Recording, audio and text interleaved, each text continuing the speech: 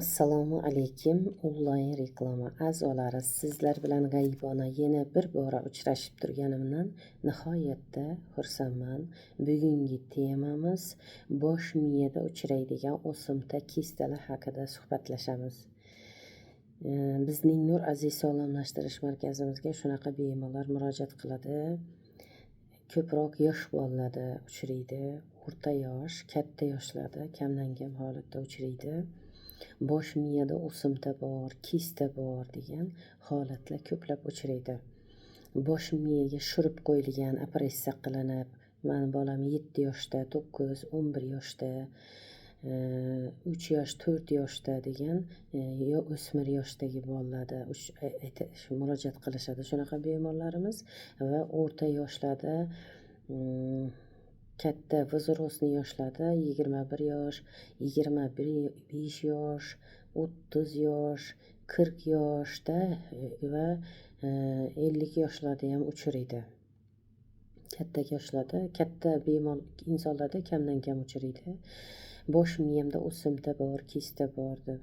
Bosh miyaga yosh bolalarda shurib qo'yilgan degan holatlar uchraydi va o'rta yoshlarda o'smir yoshdagi bemorlarimizda bosh miyada o'simta bor ekan, kista bor ekan, operatsiya qilib bo'lmaydi ekan, ko'z olmasiga yaqin joyda ekan, orqa miyaga chuqur o'rnashgan ekan degan bemorlarimiz ko'plab uchraydi.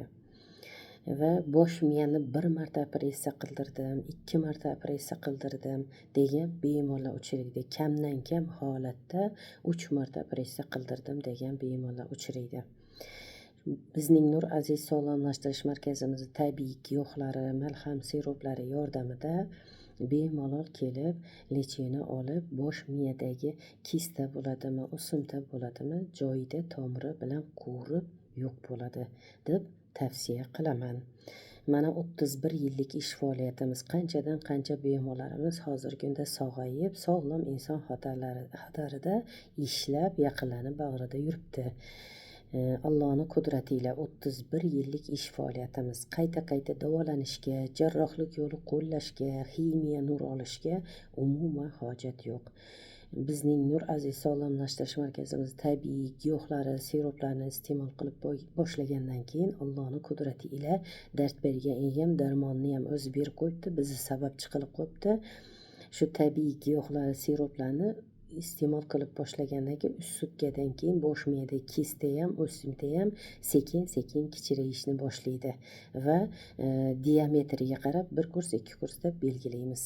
Ko'proq 1 kursda tuzaladi bemorlarimiz. Ixlosiga bog'liq. Allohning qudrati ila Alloh taolam har bir narsaga qodir ekan buyuk zot o'zi ko'rmagan mo'jizalarimni ko'raman 31 yildan buyon. Agar biz 5-6 kurs degan taqdirda ham agar o'simta, bosh miyada o'simta kista bo'lib, ichki organlar ham metastaz bo'lib berib, umuman hech narsa qila olmaymiz, imkoniyatimiz yo'q deb doktordan qaytgan bemorlarimiz ham Allohning qudrati ila sog'ayib, sog'lom bo'lgan bemorlarimiz bor. Allohim har bir narsaga qodir ekan buyuk zot o'zi. Biz sababchimiz shunga. Bemalol kelib lechinalarimizni olib, tabiiy giyoh siroplarimizdan foydalanib, butunlay sog'ayishingiz mumkin deb tavsiya qilaman. Shunaqa bemorlar uchraydi. Men operatsiya qildim, meni ko'zim ko'rmay qoldi, qo'l oyoqim butunlay ishlamay qoldi, og'zim qiyshayib qoldi, quloqim eshitmaydigan bo'lib qoldi degan bemorlarimiz ko'plab uchraydi. Allohning qudrati ila shifosi bor. Bemalol kelib lechini olib sog'ayishlaringiz mumkin. Iloji boricha bizni ota-bobolarimiz aytgan tig' tegizmasdan davolash kerak deb. Tig' tegizmasdan davolaydigan bo'lsak, Allohning qudrati ila bemor butunlay sog'lom bo'ladi. Ana shu aytib o'tgan asoratlar qolmaydi. Ko'z ko'rmay qolishi, quloq eshitmay qolishi, bir tomonlama qo'l oyoq umuman ishlamay qoladigan holatlar butunlay u holatlar takrorlanmaydi, bo'lmaydi.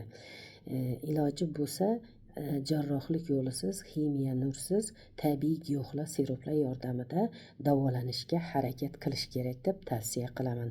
Sog' bo'linglar, omon bo'linglar, layklaringizni bosaveringlar. Kelgisi efirlargacha deb qolaman. Layklaringizni bosavering.